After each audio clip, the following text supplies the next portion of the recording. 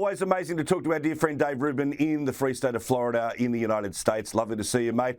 Have you got Biden mania? He's going round again, and with all the energy of his presidency, it was done on video recorded at his house where he campaigned from the basement. Well, there was literally no chance they were just going to prop him up there to poorly read, some teleprompter piece on why he should be running again, where in usual cases he just kind of meanders around the thing and wanders around, shakes imaginary hands, doesn't know what he's saying, talks to Corn Pop, blames somebody else, tells somebody not to jump off a balcony. So, yes, they did a very, very highly produced video where if you're really paying attention to it, you only see him on camera speaking for about 2 seconds consecutively because they know they can't get him to do that without flubbing it, for any extended period of time. I would say, putting aside, all the things that are wrong with Biden, perhaps at the cognitive or mental, physical level at this point, keeping in mind that he would be 82 when he would be sworn in, which means he'd be walking out of his second presidency at 86, which is really crazy. And I'm not an ageist. I'm not at all. You can be living a very, very healthy, long, effective, good life well into your 80s and 90s. But I don't know that you should be the president of the United States.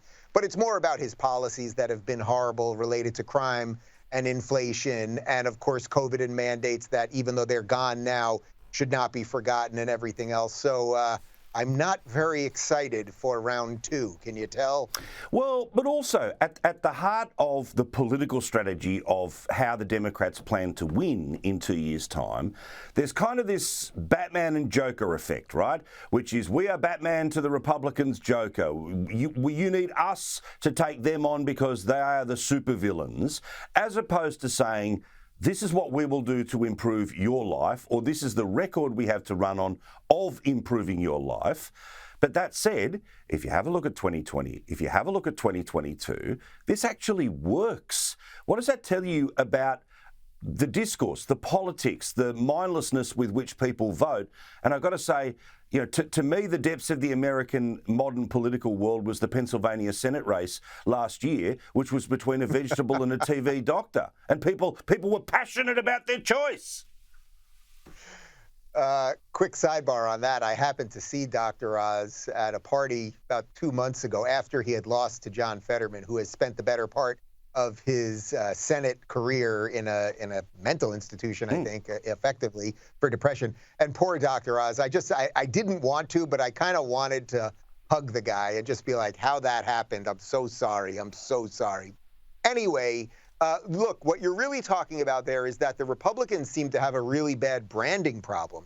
So for no matter how obvious it is to people that it's Democrat cities that are overrun with crime and homelessness and drugs and all of those things, and that it was the Democrats who largely locked them in their homes and injected them with all the vaccines and everything else, for some reason, people seem to be afraid of voting the other way. So many of the people who were the worst when it came to all of the things that I just mentioned, say Gavin Newsom in California, Gretchen Whitmer in Michigan, and many others, they got reelected. So I think what happens is the Republicans really need to sit down and say, guys, maybe we have the right ideas. Let's say limited government and low taxes, and now more of the anti-war stance is certainly within the Republican Party.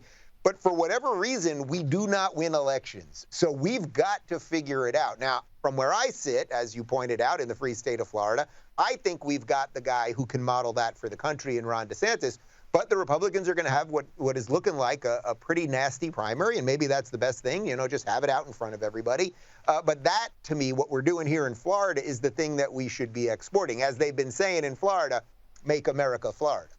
But also, what I love, again, is the gaslighting, right? Which is Republicans are all evil and all racist. Democrats, we're for modern America. Well, let's be really clear. On the Democratic side of things, they are going to prop up Biden by having no debates with anyone who's running against him, and there are people running against him on the Democratic side. They're going to front load the primaries so that voters who fall in line will fall in line nice and early.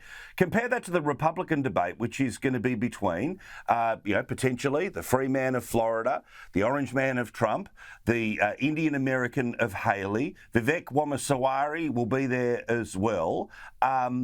There's a whole collection of America that will be debating on one side, and there'll be a protection racket which will prop up a virtually dead man on the other. Paul, you got to remember, the Democrats have been through this before. A couple things here. First off, when Trump was running for the first time in 2015, remember, he was fully the outsider, the renegade. The establishment wanted to stop him, and they could not stop him.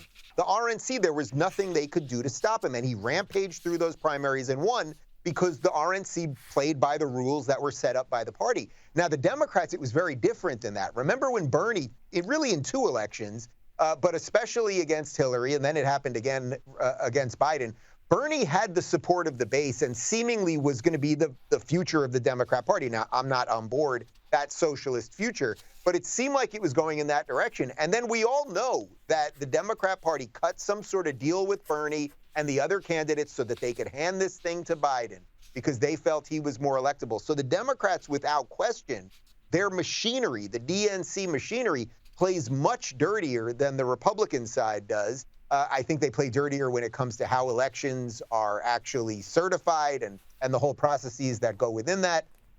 And this is just part of where we're at the moment. And I don't see a way out of that, actually. But it is pretty depressing, I would say, that, the Democrats aren't going to really put up anybody against him. I mean, I know RFK, Robert F. Kennedy Jr., is running as a Democrat, but they will never put Biden on a debate stage with him.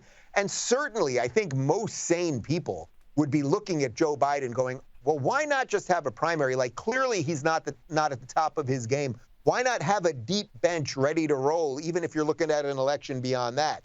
But this is a very, very well-oiled machine, and Robert F. Kennedy is about to find out what they do to their enemies. Yeah, 100%. But vote for us because we're freedom and they're about repression. Come on.